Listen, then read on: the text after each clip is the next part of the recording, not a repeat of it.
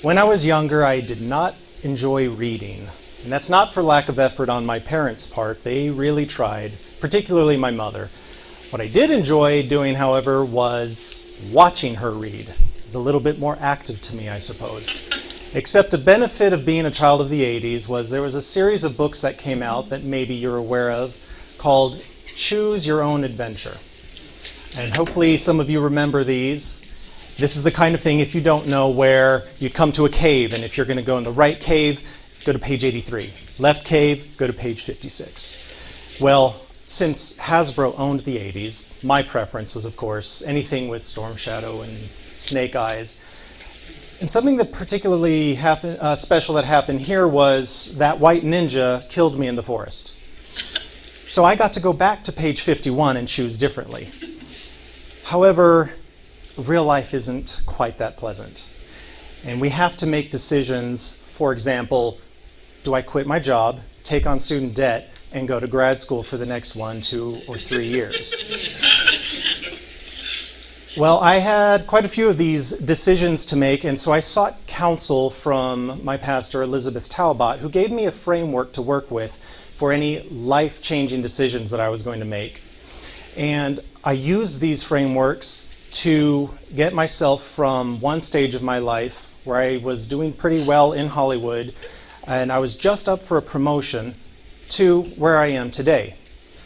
But I don't want to talk about just my being here. I actually want to talk about the line between those stages in my life.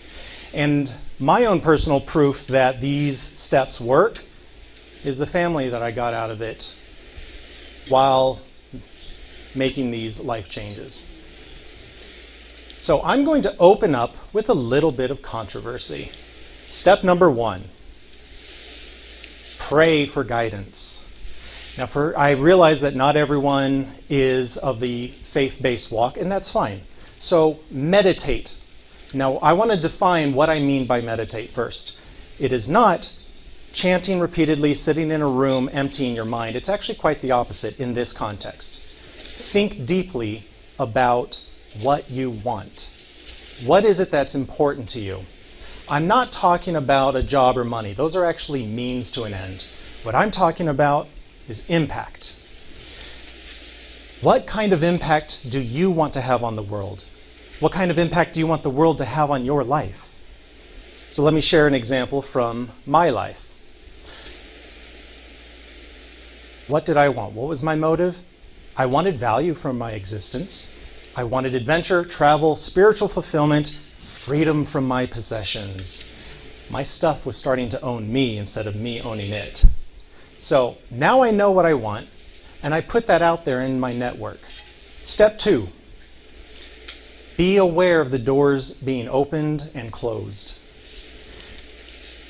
I put this out in my network that I was looking for a change. I'm no longer going to work in the entertainment industry, but I want something else. A friend of mine brought to my attention a particular government job in California. Had a high salary.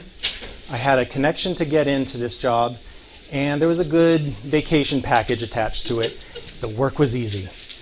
The high salary part, by the way, is one of the reasons California is going broke. Deal with that later. Not too long after, I had another opportunity presented, teaching in Taiwan. I had a low stipend, but it would require me to travel to other countries, to use for the first time my business training from my undergraduate years, working with local people and managing teachers.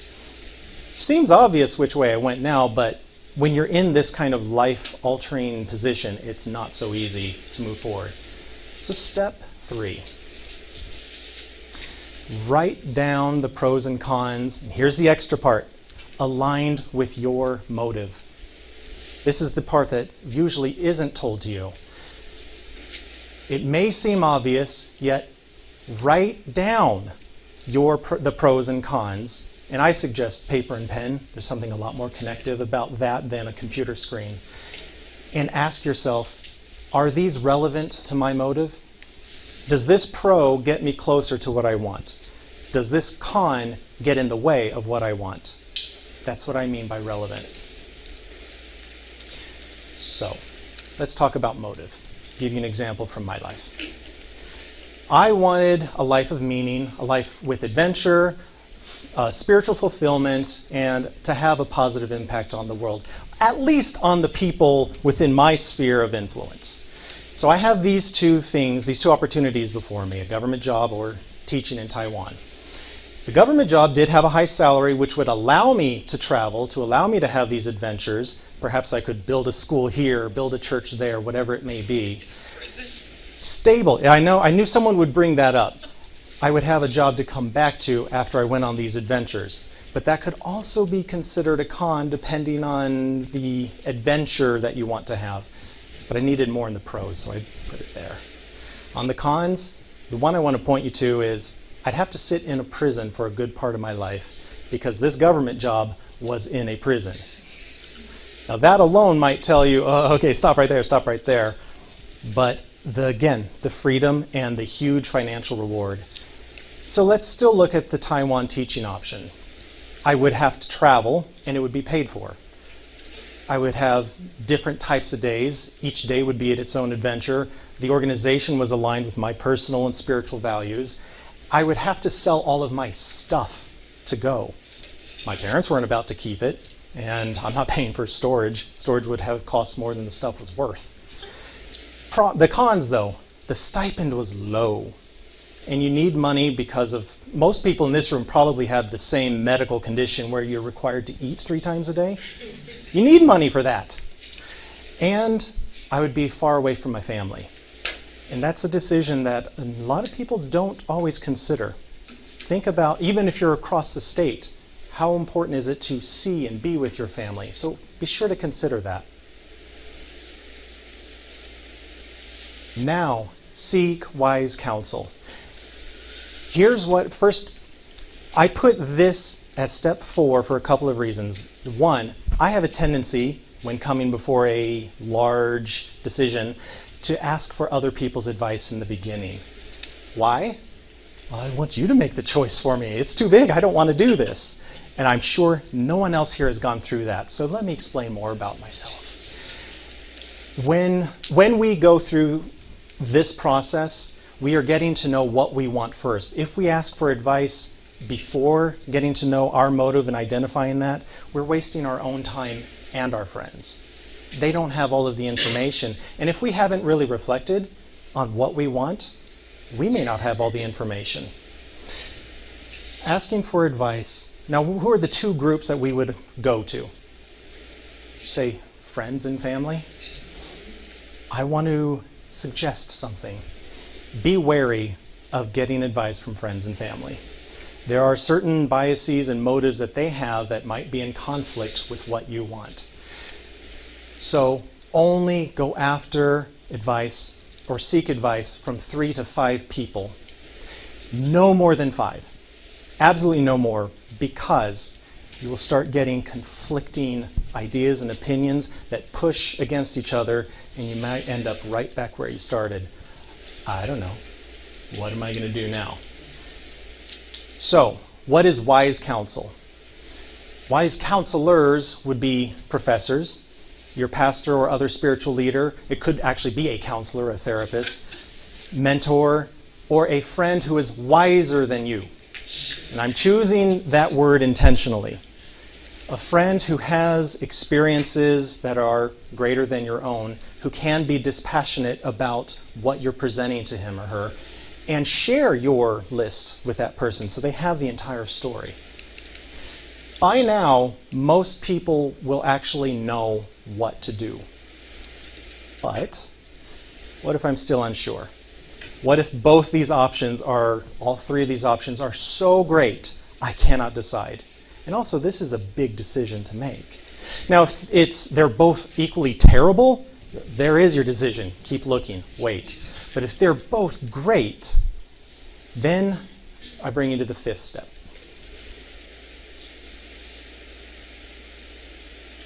Make a decision.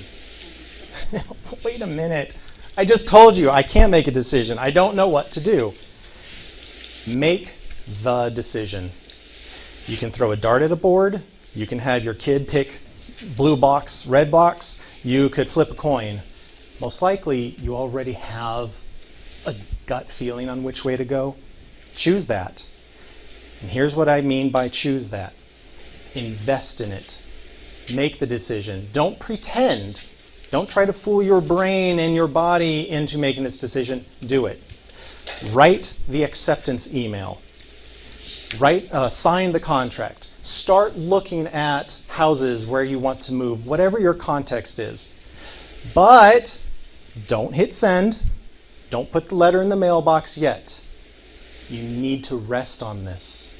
Meditate on this. For my faith-walking brothers and sisters, pray on it. But do not, you're not asking for guidance. You've already done that step. You are now asking for blessing on this decision. If this is where God wants you to go, He will do so. If it isn't, He won't. Within the next 24, 48, maybe 72 hours, you're going to have your answer. Pay attention to your instincts. You have a gut feeling. This is a visceral experience you're going to have at this stage, and it may not always be pleasant. The question you have to ask yourself, how do I feel now? I have made this decision. I'm moving forward. Has the weight been lifted off of you? Can you check this off your box? You're done. You're good. You have the best sleep that you've had in ages. You've made the right decision. Or is the world crushing you? You're sweating bullets. You don't know why you can't sleep at night. You keep talking about this. What is happening? You can't put your finger on it, but there's something not right here. Guess what? If you're in that position, you can change your decision. It is okay. Notice I'm not saying you can change your mind. You're not changing your mind. You've made up your mind. You know your motive. You know what you want.